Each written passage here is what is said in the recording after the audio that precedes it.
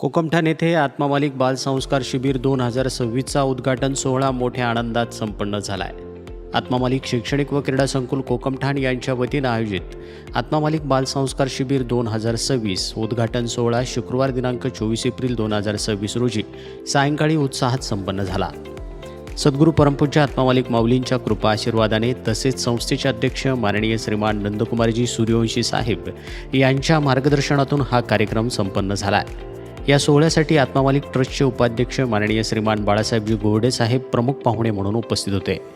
शिबिरात सहभागी सर्व विद्यार्थ्यांचा पहिला दिवस अत्यंत आनंदात संपन्न झाला आहे. या शिबिरासाठी शालेय व्यवस्थापक सुधाकरजी मलिक सर, शिबिराच्या प्रवेशासाठी सांस्कृतिक विभाग सहाय्यक व्यवस्थापक आत्मदर्शन बागडे सर आणि त्यांच्या टीमचं मोलाचं मार्गदर्शन लाभत आहे.